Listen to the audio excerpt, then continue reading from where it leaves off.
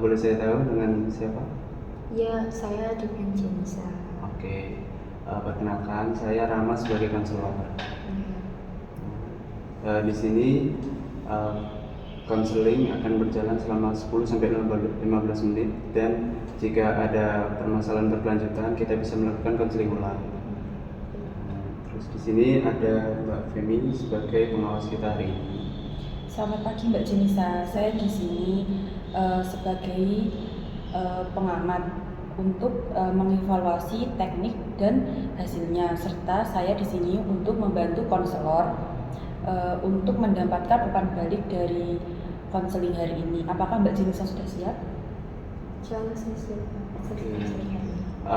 Sebelum saya mulai sesi konseling ini, kalau saya boleh tahu, permasalahan Mbak Jenisa ini apa? Sebenarnya akhir-akhir ini tuh saya diganggu sama pikiran saya sendiri sih Pak.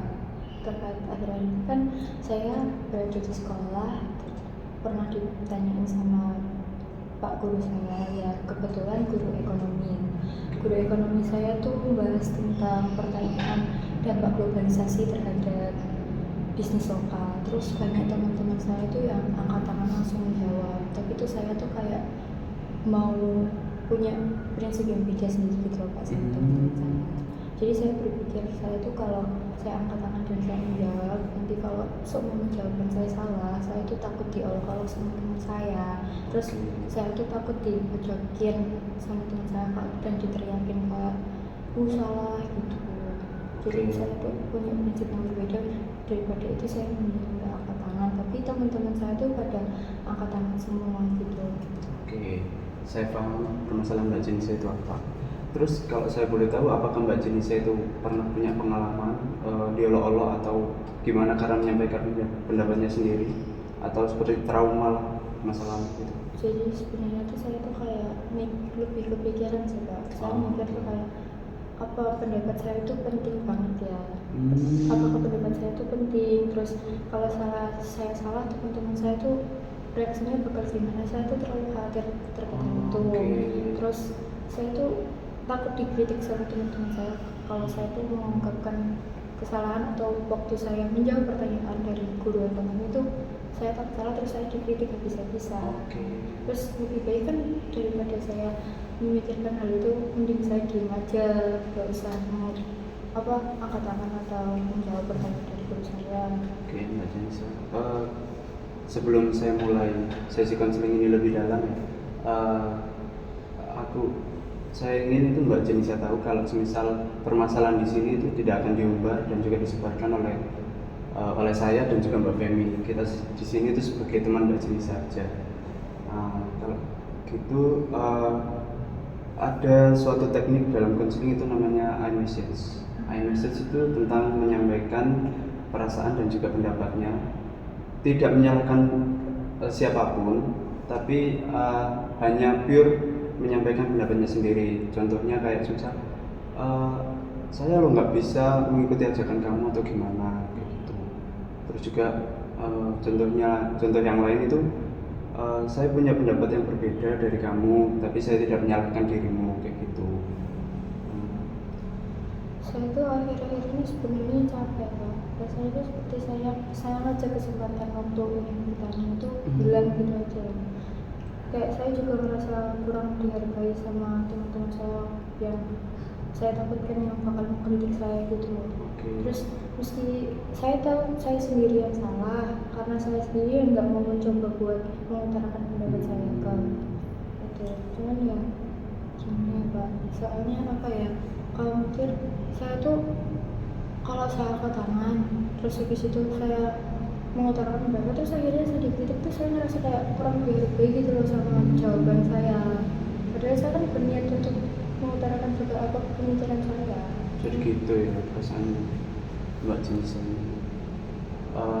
Kalau kayak gitu, Mbak Jenisa pernah berpikir nggak kalau semisal Mbak Jenisa menyampaikan pendapat Mbak Jenisa itu, teman-teman Mbak Jenisa itu malah mendukung Mbak Jenisa karena membantu dalam memberikan pandangan yang lain kayak gitu. Pernah kepikiran nggak? Pernah, cuman tapi kan waktu terrealisasikan tuh ternyata nggak seperti yang saya pikirkan itu kadang. Jadi kayak gitu. Berarti Mbak Jenisa itu pernah menyampaikan pendapat, tapi temannya itu tidak mendukung pendapat Mbak Jenisa. Iya, ada yang kontra dengan pendapat saya. Ada itu kan saya kurang percaya diri buat mengungkapkan pendapat saya. Jadi kayak gitu. Ya seperti yang saya bilang tadi ya, ada teknik di konseling itu namanya emesis. Nah, saya jelaskan ulang ya. Emesis itu menyampaikan pendapat Mbak Jenisa, tapi tidak menyalahkan pendapat orang lain. Jadi Mbak Jenisa itu bisa tenang kalau misal ingin menyampaikan pendapat Mbak Jenisa kayak gitu. Terus juga ada teknik role playing, namanya bermain peran. Jadi kita akan melakukan simulasi di dalam kelas Mbak Jenisa itu gimana. Terus setelah itu saya akan, kalau Mbak Jenisa mau, saya akan berperan sebagai guru Mbak Jenisa untuk menanyakan bagaimana tadi pelajaran ekonomi ya? Ya kayak gitu, pelajaran ekonomi. Terus Mbak Jenisa bisa mempraktekkan. Berarti kita bakal mencoba. Iya, kalau Mbak Jenisa mau, ya. Mbak Jenisa mau ya? Iya, berarti dibahas sekarang.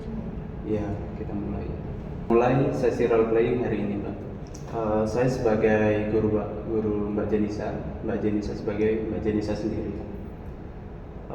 Mbak Jenisa, gimana menurut Anda tentang kondisi globalisasi mempengaruhi bisnis lokal di kota Anda? Jadi begini, permisi Bapak, saya merasa sedikit ragu karena pendapat saya mungkin berbeda, tetapi saya itu berpikir bahwa salah satu efek globalisasi adalah pada bisnis lokal itu menjadi terlalu tergantung pada produk impor. Terus sehingga jika ada gangguan dari rantai pasok global, harga produk itu bakalan melonjak lebih tinggi. Terus waktu saya percaya kita tuh perlu membuat strategi yang dapat mengatasi hal-hal tersebut. Jadi strategi lokal yang lebih kuat agar ketahanan bisnis yang dijalankan sama orang-orang lokal itu bisa tidak bergantung pada produk impor. Oke, bagus banget Mbak Jenisa. Kamu menyampaikan pendapatmu dengan jelas dan alasannya juga, terus menggunakan nada yang sopan. Tapi Pak, saya itu masih kayak sedikit grogi gitu Pak di awal, kayak merasa masih ada takut dalam diri saya. Terus detak jantung saya tuh kayak lebih cepat gitu loh, kayak lebih terpacu lebih cepat dari biasanya. Terus saya takut kalau teman-teman saya tuh, ketakutan saya tuh pasti di teman-teman saya bakal menertawakan jawaban saya, mengolok-olok jawaban saya, atau mengkritik jawaban saya jika jawaban saya salah. Jadi mereka tuh berpikir kalau saya tuh menjawab hal yang salah, terus saya patut diolok-olok gitu loh. Oke, itu hal yang wajar Mbak Jenisa. Jadi seringkali hal nonverbal itu membantu untuk menyampaikan pendapat. Contohnya seperti kontak mata, terus juga gestur tubuh, terus tangan juga bisa buat membantu Anda menyampaikan pendapat Anda. Terus kita bisa latihan hal-hal itu agar Anda bisa melakukannya itu secara alami. Terus juga agar tidak memicu kecemasan juga. Karena kalau semisal kita tidak pernah berlatih atau melakukan hal yang baru gitu, kita itu bakal seringkali merasa grogi ketika melakukan hal tersebut. Jadi kita sering-sering berlatih, terus juga agar hal tersebut itu bisa dilakukan secara tanpa sadar. Kayak semisal Mbak Jenisa mungkin pernah tahu tentang orang yang kalau semisal ngomong itu tangannya gerak-gerak kayak gitu. Jadi untuk mengatasi grogi itu saya harus terus berlatih. Tapi kalau berpikiran terkait yang dikritik teman-teman saya itu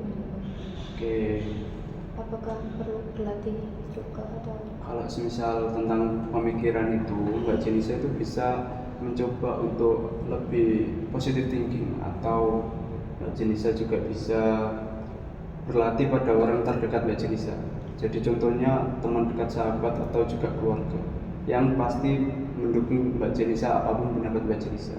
Jadi Mbak Jenisa itu bisa menghilangkan perasaan dan juga pikiran negatif Mbak Jenisa tentang pendapat orang lain, kayak gitu.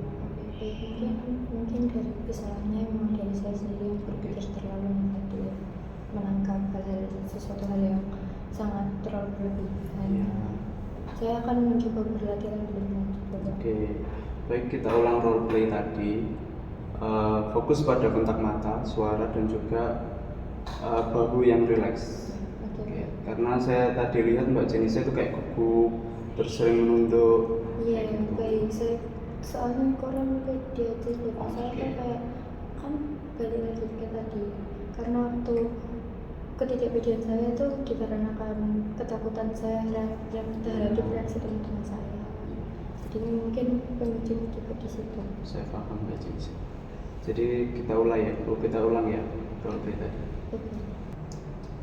Baik, kita ulang role play tadi.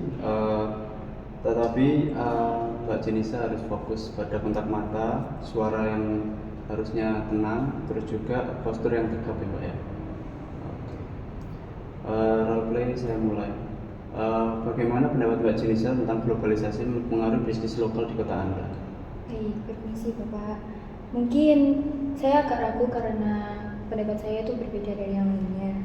Tapi saya berpikir bahwa globalisasi itu membawa tantangan yang lebih serius daripada yang lain. Nah, globalisasi membawa tantangan serius untuk bisnis lokal, terutama bila produk impor itu datang dengan harga yang lebih murah daripada produk pasaran. Nah, yang membuat produk lokal itu sulit untuk bersaing dengan produk impor yang murah tersebut. Terus saya berharap kita bisa memperkuat produksi lokal dan agar kita tidak terus bergantung kepada produk impor. Nah, agar produk lokal kita juga dapat didukung oleh pemerintah dan bisnis lokal kita tidak hanya bertahan tapi juga kita lebih berkembang. Oke, jadi menurut pendapat saya Mbak Jenisa tadi menyampaikan pendapatnya itu lebih bagus dari yang tadi ya. Jadi nadanya juga lumayan nggak gugup-gugupan, terus postur badan Mbak Jenisa juga tegak, terus juga sesekali melakukan kontak mata. Nah, itu menurut saya ada perkembangan lah.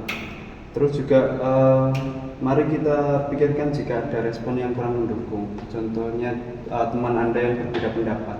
Bagaimana Anda akan menanggapi misalnya, tapi bukankah impor juga membawa inovasi dan pilihan murah? Bagaimana Anda merespon agar tetap asertif? Baik, mungkin saya bisa bilang ya, memang benar inovasi dan pilihan murah adalah aspek yang penting. Namun saya menghargai argumen itu, tapi saya juga merasa bahwa jika kita tidak jaga bisnis lokal kita sekarang, maka kita bisa kehilangan identitas ekonomi juga. Karena identitas ekonomi kita berasal dari bisnis lokal dan kerjasama di komunitas kita juga dapat melemah karena kita tidak mendukung bisnis lokal tersebut. Oke, menurut saya pendapat tadi itu sudah sempurna ya. Itu respon yang sangat bagus. Terus juga Mbak Jenisa bisa menghargai pendapat orang lain sambil tetap mempertahankan posisi Anda sebagai lawan pendapat lah kayak gitu. Baik, kita bisa minta pendapat Mbak Femi selaku pengawas. Monggo Mbak Femi. Baik, saya senang ya melihat perkembangan dalam sesi ini. Ada beberapa poin positif yang perlu saya berikan ya, yang perlu saya beritahukan kepada Mbak Jenisa.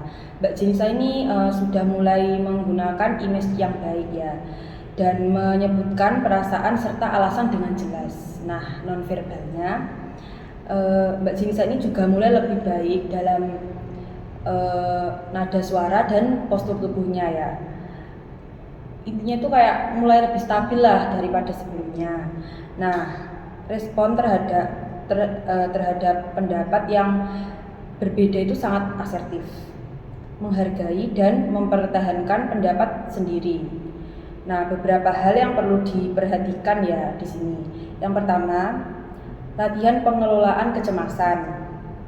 Mungkin sebelum kelas Mbak Jenisa ini bisa latihan napas atau visualisasi atau mencatat dulu lah sebelum masuk kelas ya, apa yang mau dibicarakan ya kayak gitu, biar gak grogi lah. Nah yang kedua itu pilih salah satu kelas atau momen diskusi kecil lah untuk memulai bicara, tetapi bukan langsung di depan orang banyak. Nah yang ketiga itu refleksi setelah berbicara, catat bagaimana reaksi teman-teman Mbak Jenisa, bagaimana Anda merasakan setelahnya, apa yang bisa diperbaiki ke depannya. Nah, saya juga menyarankan agar konselor mendokumentasikan sesi demi sesi agar kita bisa melihat progres Mbak Jenisa ini dari waktu ke waktu ya. Oke, baik. Terima kasih atas sarannya dan juga pendapat dari Mbak Pengawas. Ya, Mbak sama-sama. Femi. Oke, Mbak Jenisa, kalau semisal Mbak Jenisa ada masalah lain atau masalah yang sama, Mbak Jenisa bisa menghubungi saya lewat kontak nomor saya. Nah, terus kita itu akan menjadwalkan lah kapan Mbak Jenisa luang, kapan saya luang, kita bisa melakukan sesi konseling lagi kayak gini. Baik, terima kasih Mbak Jenisa. Sesi konseling saya tutup ya. Oke, Telah mendengarkan saya. Saya Ya. merasa sangat berterima kasih karena saya merasa terbantu sekali. Oke, Terima kasih. Selamat siang, Pak. oke, siang Mbak Jenisa. Lay down